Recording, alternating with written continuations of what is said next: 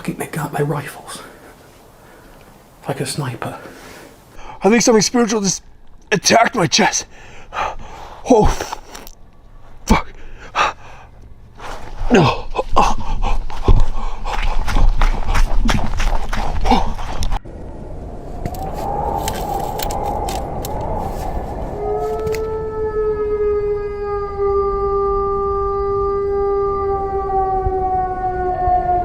Number 1. The Wendigo in the Swedish woods? Some riddles are better left unsolved, but perhaps that's exactly what brings us back for more. On January 22nd, a Swedish TikTok user named Denfis shared footage of a lonely nighttime journey into the forest. The clip shows him struggling to get a chainsaw started, possibly for some forestry work, while surrounded by the heavy, imposing silence of the woods. Suddenly, the night takes a sharp turn when the eerie silence is broken.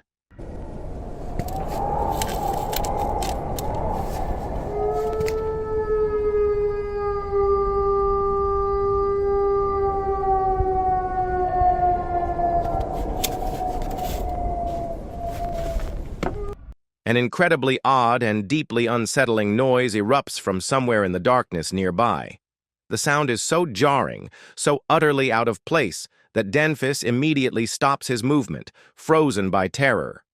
Rumors quickly spread. Some viewers proposed it could be a timber wolf, a plausible yet still intimidating presence in the Swedish wilderness. Others, however, feared the sound might have come from something much darker, something far more terrifying. The legendary Wendigo was soon named as a possibility. But since the video was posted, there has been no news about the source of the unsettling noise Denfis recorded. We're left to wonder what creature, whether animal or something much more sinister, lurked just beyond the reach of his light that night. The ambiguity itself is frightening, a stark reminder that the wilderness can hold dangers we aren't ready to understand, let alone confront. Number 2. A solo camper's gut feeling. Meet Alyssa, the founder behind the YouTube channel, Alyssa Vanilla. Through her videos, she shares her experiences living and traveling alone in her van, often seeking out beautiful but isolated spots. Her channel shows the freedom and beauty of van life, but one particular day would serve as a stark reminder of the potential dangers lurking just beyond the scenic views. Alyssa was camping alone on BLM land near Tucson, Arizona, hoping to acclimatize herself to the intense desert heat before heading to Quartzsite for the winter. So, I am currently camping in the desert outside of Tucson on some BLM land because I've been really excited to go to Quartzsite all year. I'm really excited to spend the winter there. But right now, it's pretty much 100 degrees. In fact, next week it's going to be over 100 degrees. The heat was already considerable, and she found relief under the shade of a lone tree, appreciating the solitude after spending time in the city. If I can handle it. Currently, I think it's like 96 degrees, and I'm parked, as you can kind of see by the shadow, in front of a tree. The one tree I found in the desert, thank God. If there was not a tree here, I don't think I would make it. It's really hot. Space to myself. I've been in the city for a few days. Her peace was disturbed when a man on an ATV approached her campsite. Introducing himself as John, he explained that he lived nearby and regularly checked on campers to ensure they had enough water, citing a past incident where items were stolen from his home as his motivation for making himself known to people in the area. Yes, I am. I'm just kind of checking, making sure everybody's got enough water. Oh, okay. Are you a ranger or? No, I just live close. Oh, okay. So I kind of come out and check, make sure, because I know there's a lot of people that come out here that I had shit stolen from my house 2 years ago. So 2 years ago I started doing that. I started making myself open to people that were out here, giving them my name so they knew who I was, so they saw my face, and you know what? If you need water, I have a hose outside that runs all the time. You're willing to stop there, fill your water jugs,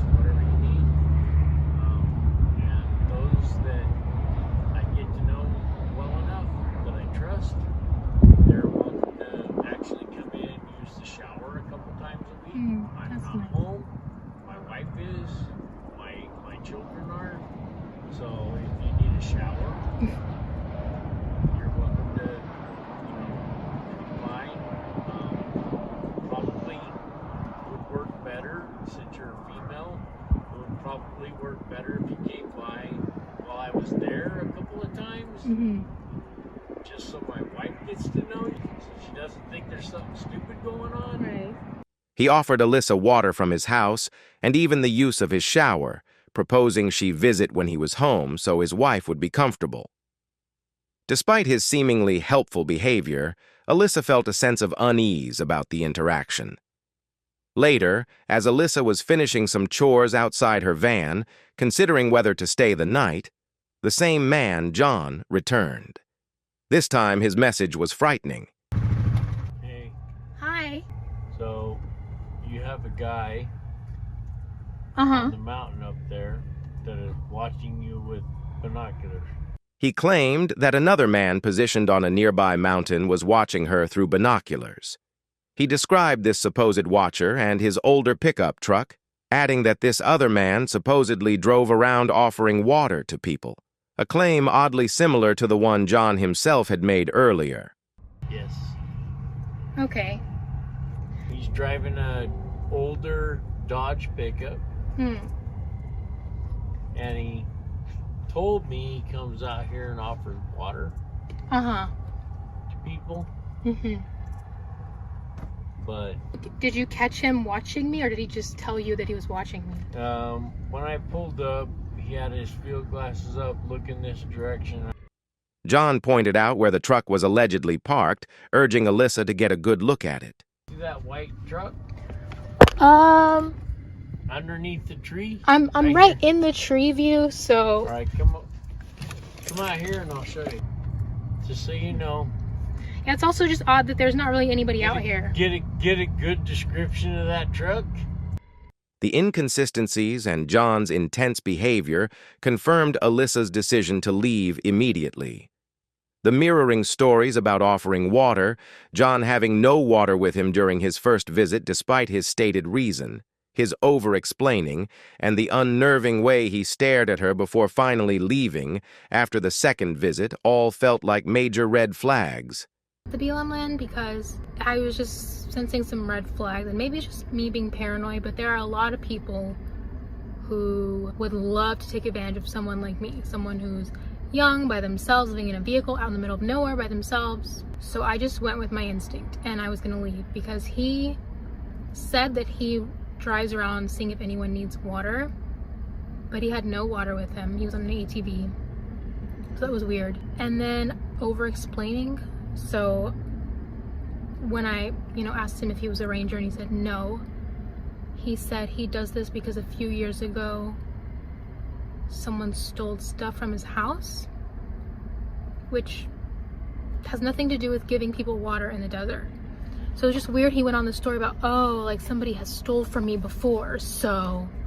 And then eventually, I was doing my laundry and he was just sitting there on his ATV staring at me, parked right in front of my van. And I said, do you need something? And he said no, and drove off. She couldn't shake the feeling that John, not the supposed watcher, posed the real threat. Packing up frantically, Alyssa left the area, driving until she felt safe. Reflecting on the encounter later, she found John's actions increasingly creepy, speculating that his story about the watcher might have been a setup, potentially to frame someone else if he had attempted something harmful. Fuck that guy, dude.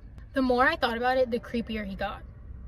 Serious Ted Bundy vibes. Serious Ted Bundy vibes if Ted Bundy was not charming and bad at lying. Personally, I think that he was gonna try something and frame whoever it was in the truck for it.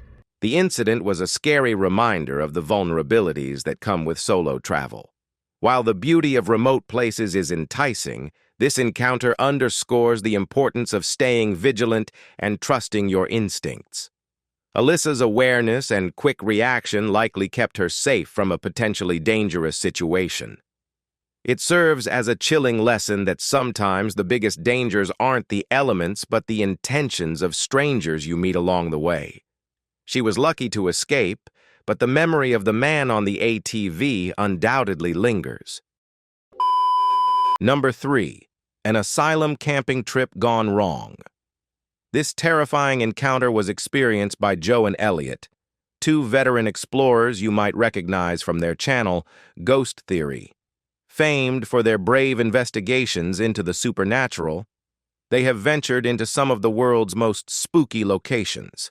But this instance, they brought things to a whole new level.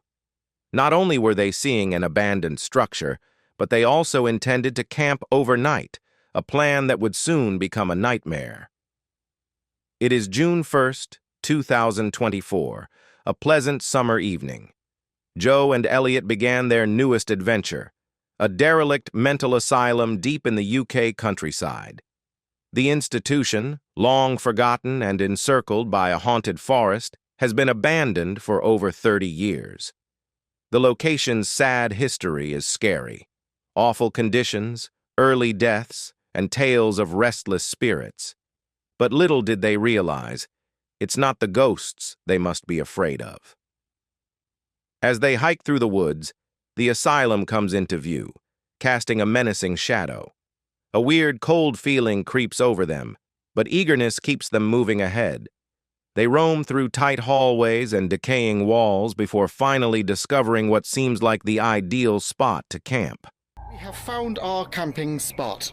I hope you're not scared of heights. No, see, I'm not afraid of heights, but I am afraid of the sudden stop after the plummet of falling. Yes. Well, anyway, so we've decided actually that due to the amount of dust and everything, we thought it'd be best to go somewhere where there's quite a lot of ventilation, and where better than outside. So we're going to the Holiday Inn, just down the road. Yeah. So basically, we are going to be camping on this lovely roof area. As they prepared their tent on the roof and got settled inside, everything appeared almost calm. But they were not here for a peaceful camping trip. No, they were here to see. They chose to take a walk through the structure, looking for the most active chamber to place their camera equipment and see if they might capture paranormal proof while they were gone. However, before they might even start, the disruptions began. Now, you kind of want to find the areas that's going to cover like all rooms, corridors, and most open spaces. But it's also finding the areas that have got the most going on. If we go somewhere and there's constantly activity or something there, you know, to leave a camera there.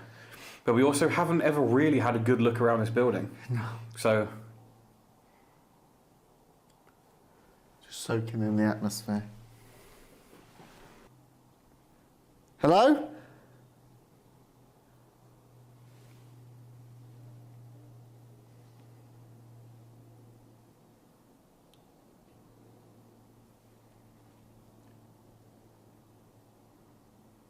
Is anybody here that can hear us? Quiet footsteps echo from the lower floors of the building. They shout out, but there is no reply. The quiet was heavy, leaving them to question, was a person downstairs, or was it only their imagination? As you may know, Joe and Elliot are not easily scared. So they dismissed it and went deeper into the building. But it did not take long before they were met with noises that made it perfectly clear they were not alone. Did you hear that? No. Okay, listen.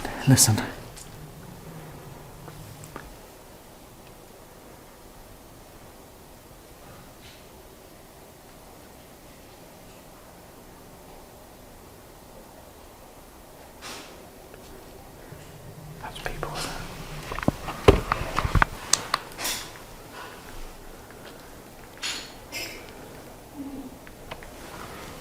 Good.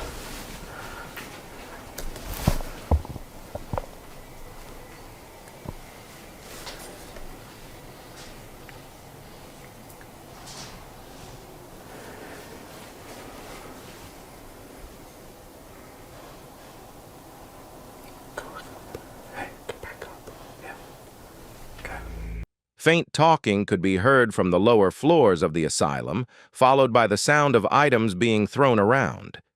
Joe and Elliot stated that they're usually not too scared of meeting other people in these structures, but this time something felt wrong, and their feelings were right.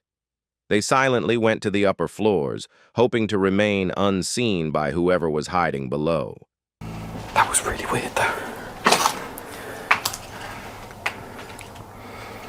It was like it was people, but then just went. But they're just throwing stuff around. Were they?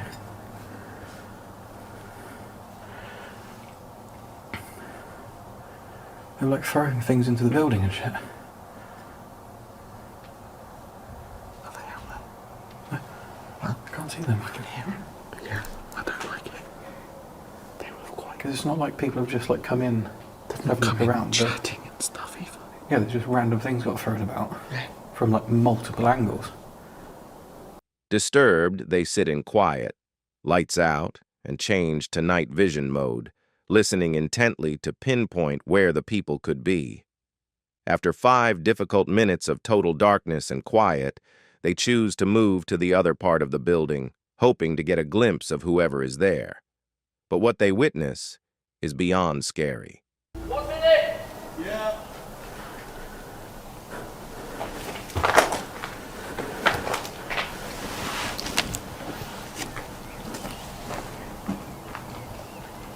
What the fuck?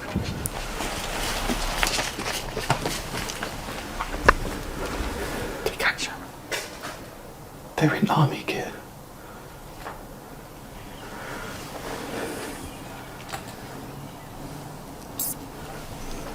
There's 2 of them.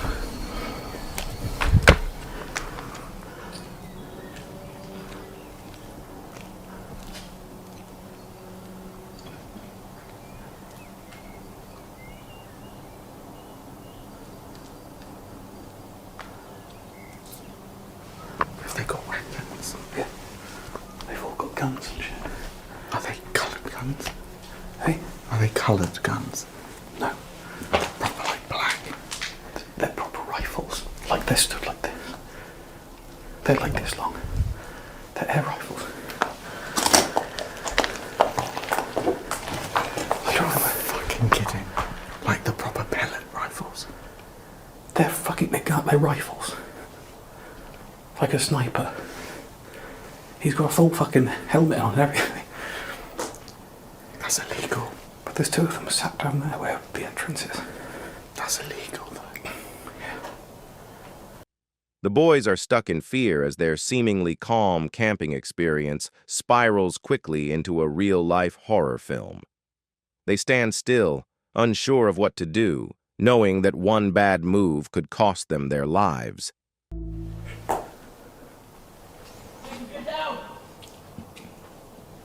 I don't know what they're doing. There's quite a few of them. How many, roughly? I've seen 4. And they all have guns. Well, guns, but... It is apparent they are not safe, and the mystery of the group's intentions only makes the scenario more frightening. What increases the unease is the fact that this mental institution is located in the UK, where guns are not permitted, making the meeting feel even more threatening. We need an actual plan, not just a, hi. Do you know what I mean? I feel like we need to put the stuff away, minus these. Let's go. That's the fast plan. So we've got movement. Yeah. And so, they did. They gathered their cameras and chose to record everything on their GoPro in case something happened. With the mystery of what was ahead, they moved through the building, leaving their tent and focusing on one aim: making it out alive. Little did they realize, this was only the beginning of the horror that awaited them. What was that? What the fuck? Like a fucking machine gun.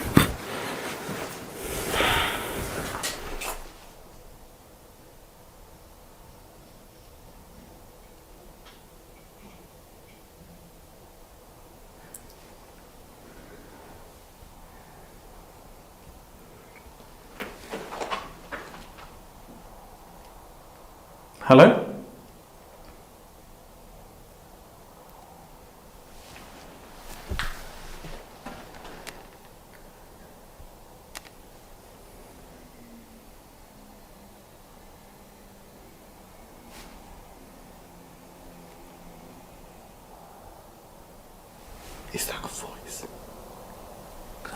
angle grinder.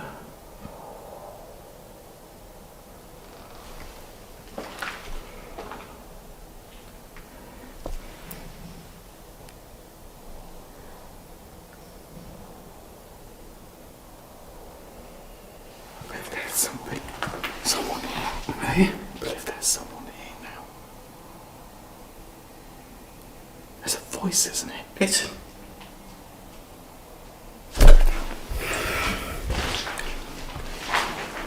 Be quiet. As they went to the other side of the structure, disturbing voices broke the silence. Once more they called out, but no reply came. Were these individuals playing a joke? Or was something more evil at play? Not wanting to discover, they stood still, listening intently, determined not to reveal their position. But then the noises began to move in around them.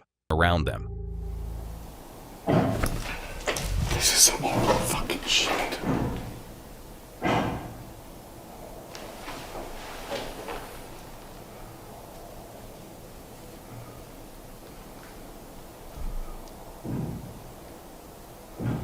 What the fuck are they doing? That's very fucking loud.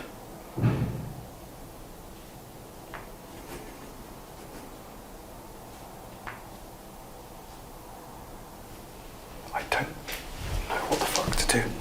I do not know what the fuck to do.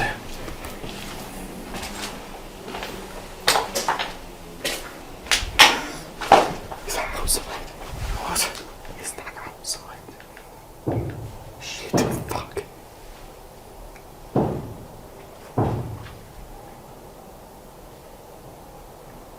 Fuck this. Fuck this.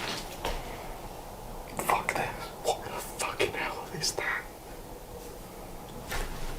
Loud, disturbing bangs echoed through the structure, but they could not determine exactly where the noises were coming from, increasing their growing fear. Why were these people making so much racket, and what were they doing? Elliot and Joe were at their wits' end, unable to think straight or choose their next step. All they knew was that their only choice was to get out. They went further, moving through the spooky, decaying corridors, unsure when the people might attack. But then it became scarily clear that the armed people were dangerously near.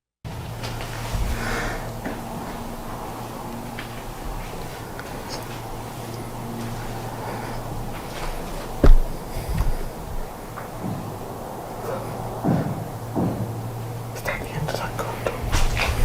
Is that the end of that corridor?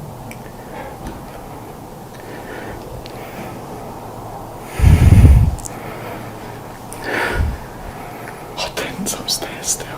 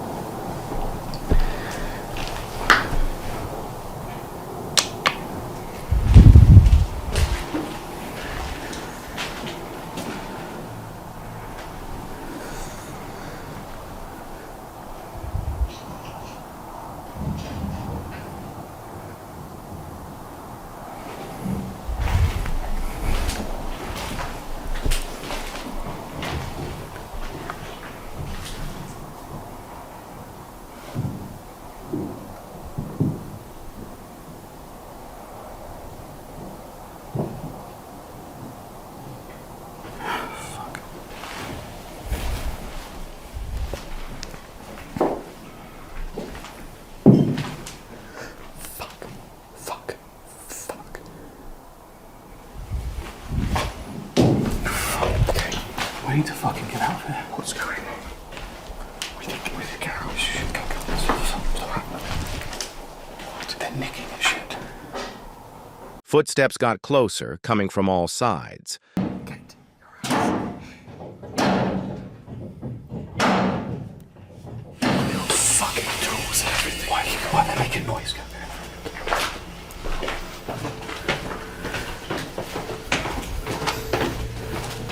Joe and Elliot were paralyzed with the scary thought that the armed individuals were nearby.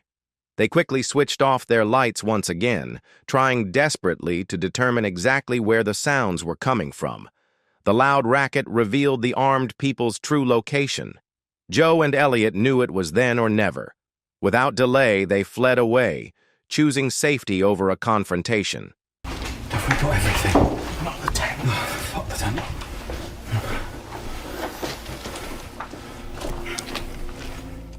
They ran from the building, leaving their tent, and fled into the darkness outside. People turn up with guns. Whatever guns, whether they're airsoft, air rifles, whatever, I have no idea. And then whack out with some fucking angle grinders.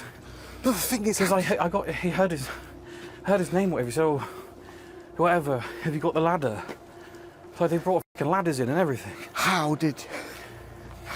I don't know. Did they get past? There are multiple ways into that building. Yeah. We must have literally walked around the outside when they came in the other side. Okay. It has to have done. As they moved into the woods, adrenaline rushing, they started to process what had just occurred, knowing how lucky they were to have gotten away unharmed. Once they got to their car, they got in and started the 6-hour drive home. During the trip, disturbing questions stayed in their minds. Who were those individuals? What were they doing present? And most scarily of all, what were their real intentions? When they posted the footage to YouTube, viewers were stunned and deeply worried for their safety. This life-or-death encounter could have concluded tragically. Luckily, they got out alive, promising never to go back. And honestly, who can blame them? Number 4. Terror in Dagger Woods. Meet Lomar, the intrepid creator behind the channel Paranormal Discovery, where he plunges into the heart of paranormal hotspots and urban legends. His videos document raw, solo encounters with the unknown, taking viewers along on terrifying journeys into haunted forests and desolate locations. From unsettling sounds to tangible evidence, Lomar explores the chilling histories and potential entities that inhabit these spaces. His unscripted approach captures the genuine fear and unpredictability of paranormal investigation. But this venture into the notorious Dagger Woods would test his limits like never before. Lomar arrives at Dagger Woods for a solo wild camping trip, a location infamous for its intense paranormal activity and unsettling legends. What's up, guys? Welcome back to another wild camping excursion. We're back here at Dagger Woods. This is one of the most severely haunted forests that literally rages through the entire province. Like, if you're a paranormal addict down here, like I am, like if you're obsessed with the stories here and like all of the haunted stuff that revolves around the province, you would know that Dagger Woods is one of the most haunted. He immediately sets the scene, describing the forest as one of the most severely haunted in the province, possibly harboring a Wendigo, Sasquatch, or some other cryptid. Because of one thing, and I'll get into the history more, but the more we come here, the more I actually feel like this is Wendigo territory. I'm almost certain that there is some sort of Wendigo here, if not like a Sasquatch or a certain cryptid. If I'm being real with you guys, this is one of the most scariest and most disturbing spots I've ever been to. Accompanied only by his dog, Kia, he plans to pitch a tent, build a fire, and confront the darkness head-on. Despite the ominous reputation and his own previous disturbing experiences in the area, he delves into the chilling history that gives the woods its name, the tale of a man who murdered his wife with a pearl dagger before vanishing into this very forest. So here lays the story of a man, and this man, he actually murdered his wife in cold blood with a pearl dagger, ran off into Dagger Woods, hence the name. He ran off into this exact forest to never be seen again. This gruesome backstory hangs heavy in the air as Lomar prepares for his overnight stay. Almost immediately, the oppressive atmosphere of Dagger Woods makes itself felt. The locals, by his family, by anybody. And they say people have actually, since the day, it's really weird, but if you look into the story, they hear like this howl, this cry, this screech, and I think we've actually heard this man before, but not in this area, in the other part of Dagger Woods. But they say that it's that guy. Some people, I don't know whether this is true or not, but some people have actually went as far as saying like his spirit was like taken over by an entity in this forest already. He became this like weird transforming creature. like a skinwalker or a wendigo or something along the lines of that. They say his soul was taken over by something here and it lays in this forest still to this day. The ghost stories have went as far as like hearing howling, screeching, unexplained yelling, crying, and it's loud. It's like a belch throughout like the trees and everything. So you can like kind of imagine how creepy that would be being in a forest and you just hear this like belching man or this creature or this entity just kind of. Lomar expresses a deep sense of unease. I can't get over the feeling already, dude. Like it's bad. It's one of those spots, if you are a very spiritual person, if you can like read into the emotions that the spot has, you could really feel a lot. You know what I mean? Like if you are an empath, you would feel the way this spot just makes you feel. I don't know if it's just like power of suggestion with the ghost story or the the paranormal history that goes with it, but Even before nightfall. Undeterred, he begins his investigation while driving deeper into the woods, using a spirit communication device which provides cryptic words like torment and resentment. Torment. torment. Were you tormented here? Is this the Daggerwoods Howler? Woo! Yeah, boy! We made it! After finding a suitable spot and setting up his tarp as rain begins to fall, About an hour later, it's about 6 o'clock. Rain started picking up. I got this up just in time. Took a walk down both of these paths. Sadly enough, I couldn't find any open spaces to make a tarp tent. So, yeah, you know what? We set up here where we parked the car. And it's pretty cozy in here, man. It's spacious. I'm dry. It's literally dry. The only thing that I'm kind of gonna have an issue with is gathering firewood. It's probably damp and too far long gone and waterlogged at this point to create any sort of fire. I really was looking forward to doing that. Believe it or not, I have 6 hours to last in this whole entire wilderness that we call Daggerwoods, or the locals call Daggerwoods. 6 hours, man. I have to make it till midnight. And there is a reason behind this. Now an update with Chels. Lomar prepares for the long night ahead, aiming to last until midnight. Collected some firewood in the brief time frame that I had when the rain didn't stop. And as soon as I collected all of these, the rain started coming down, literally as we speak right now. So I am building myself somewhat dry fire, and I'm so happy I got all of this. Like, this is pretty dry from what I'm feeling right now. This one's a little damp, but for the most part, I do have enough to last me a bit. He manages to gather some firewood just before the rain intensifies, eventually getting a small fire going. As he settles in, he hears strange howling sounds in the distance, marking the beginning of the night's unsettling events. Is the Daggerwoods Howler here? The man who killed his wife and buried his wife here? There's a story of a man murdering his wife with a pearl dagger. I've been here before too, and I think I heard the man scream. And a lot of other people say that they can hear someone scream, so is it? Lomar initiates a spirit box session directly addressing the legends of the woods. Pirates. There were pirates here?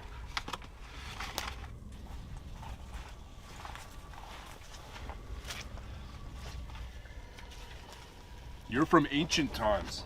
If you look at it. Beware of the woman. Beware of the woman.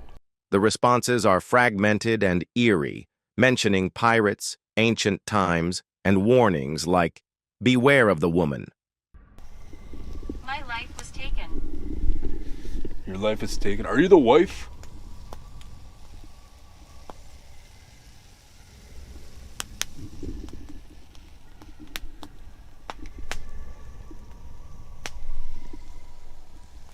Voice. The device also voices claims like, my life was taken, adding layers to the location's dark history. Like, it's not overly bad, but it is ominous. Kind of oppressive too, the more I'm up here.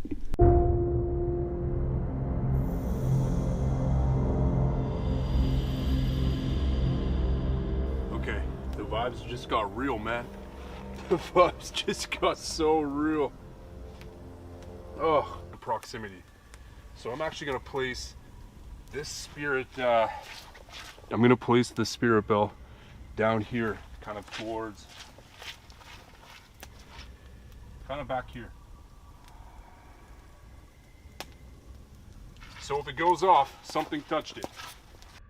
As darkness fully envelops the camp, the oppressive feeling intensifies, prompting Lomar to set up a spirit bell to detect nearby entities. What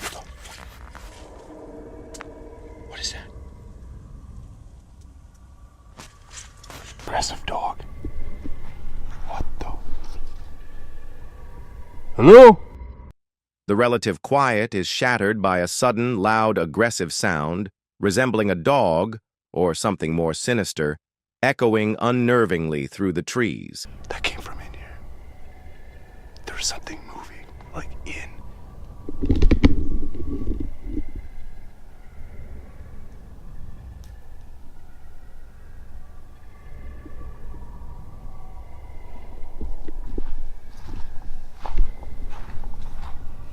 That's weird, man. This is followed by distinct sounds of movement within the woods, putting Lomar on high alert. If there's a spirit here with me, can you touch that device?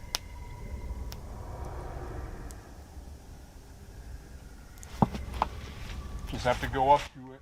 Somebody down there? Spirit?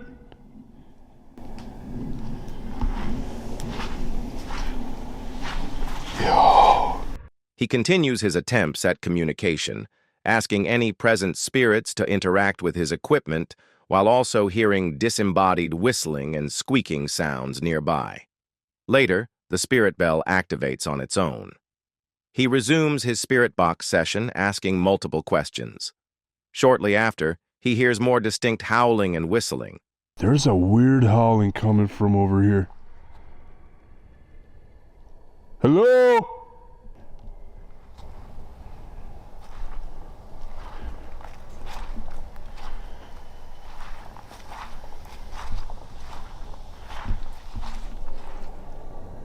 Hello? Like I hear it with my ears, and then I turn around and it doesn't happen. The spirit box then introduces new names, Cody and the ominous Hookman. Cody. Cody has a message.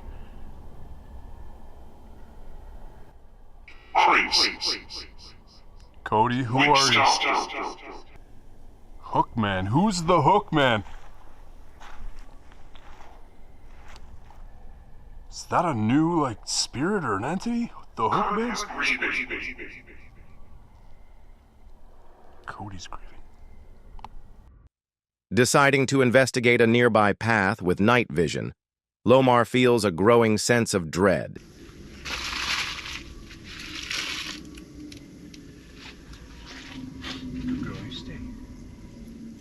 Within this area. As he ventures out, he hears growling sounds and believes he briefly spots a tall, shadowy figure standing amongst the trees. Shit. Someone's standing there? Someone's standing there. Hello? That was a spirit. That was a spirit. Like, who else would that be? That was a damn spirit. That was like 9 feet tall. What the f, bro? His exploration is abruptly halted by loud, aggressive barking erupting extremely close by, sending him and Kia into a state of terror. Fuck is that? What the fuck is that? Fuck. Key, you okay? You okay? You okay? Oh shit, I think she heard that. I think she freaking heard that.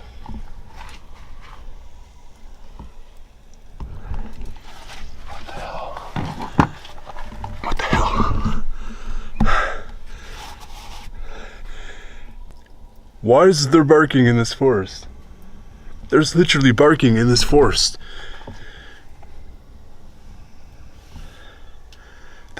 shit out of me. It was close. The spirit box ominously states, lurking, watching, and waiting. Watching and waiting. I can't even make that up right now. Lurking, watching, and waiting.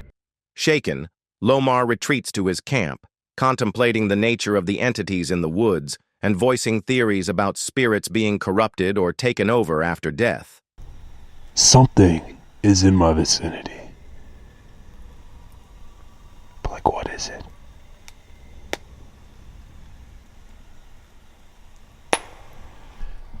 Like, is it a dog man? Sasquatch? Like, what if the Daggerwoods Howler is legitimately now, like, his soul was taken and he became like a cryptid being, like, or he joined, like, I have no idea how it works. Like, what if we don't know this about the spiritual realm or the afterlife? Like, what if when you pass away, the state of mind you're in, or like if you're like this evil guy, like, what if your soul doesn't go where it normally goes? Like, what if your soul gets taken over by an evil entity once you get into the afterlife?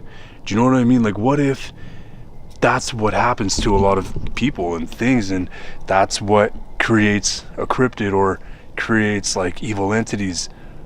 I don't know if I'm making sense right now, but like, what if they're waiting for you until you get to the other side, and once you cross over and you're done and gone from this earth, in this world, that entity attacks you right away? I don't know, depending on where you are, you know, like if I was an evil guy, like that guy that murdered his wife and ran into here, like, what if that spiritual being that they said took over his body, like, what if that spiritual being was waiting for him to run off into here, die somehow, and right when that guy died, that being just pounced on his soul and like trapped him into, like, you know what I mean? Like, stuff like that. I feel like I'm so close, I'm onto something right now. Fear escalates dramatically when he reviews night shot photos taken earlier, discovering a chilling image. Night shot.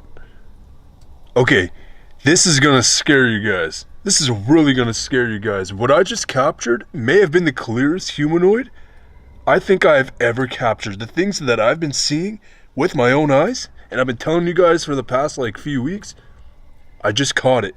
What the hell is that thing, man? What the fuck? I was taking night shots like that way, kind of like where we came from the beginning. This is where the humanoid would have been, right up there. So, for a better understanding,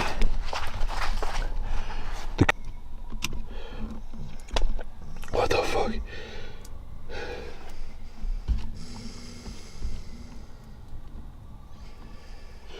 What in the fuck is that thing? Look at that. It's got a round head and it's standing about, I don't know, 15 feet off the ground or floating. Like, what is that? Seriously. What the hell? And it's not in the next one too. A tall, distinctly humanoid figure with a round head, seemingly floating or standing impossibly high off the ground near his campsite. Disturbed by the photographic evidence and hearing more strange, animalistic sounds near where the figure was captured, Lomar bravely decides to venture down the dark path one more time. Or it was.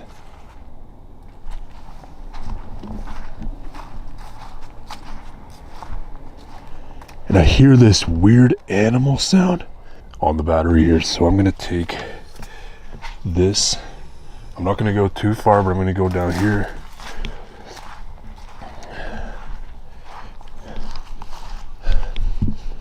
Okay, I'm coming down. Fear feels even heavier as he calls out to the potential entity.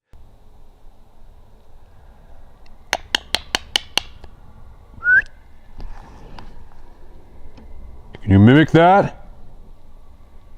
Suddenly, he experiences a sharp, stabbing pain in his chest and feels as though he's been physically knocked backward by an unseen force. I think something spiritual just attacked my chest. Oh, fuck. No.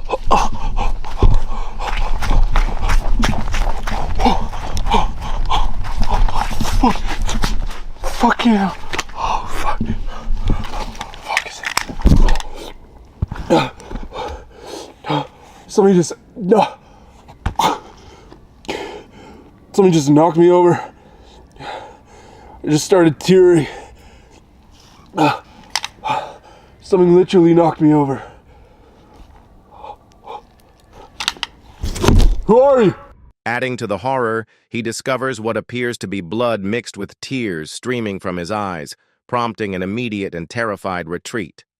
What is that? What is that? Is that blood? No way. I was tearing over there. Did I just tear blood? I just teared blood. We gotta go right now. We gotta go right now. Whatever you are, you have to stay here. That's a first. I literally just teared blood. Oh, don't turn this down. Quickly packing up his gear and getting Kia into the safety of his vehicle, Lomar flees Dagger Woods. I'm getting out of here. I'm getting the fuck out of here. Something is here and it just attacked me. I don't know where that came from. It's gonna be another one of those nights I'm gonna throw everything in the back and get the fuck out of here. Where did this come from, though? Visibly shaken by the apparent physical attack and the blood tears. As he drives away, the spirit box delivers one final chilling message. You want me to return to Dagger Woods? That is incredible. What the? I had that once before, so whoever's with me knows my name. But I never introduced myself tonight. Speaking his name, Lomar, followed by the word return, despite him never having stated his name during the investigation. The culmination of events in Dagger Woods, from the oppressive atmosphere and historical legends, to the disembodied sounds, the humanoid photo, the physical attack, and the spirit knowing his name, presents a deeply disturbing picture. It suggests not just residual energy, but an active, potentially malicious intelligence aware of and interacting with intruders in its domain.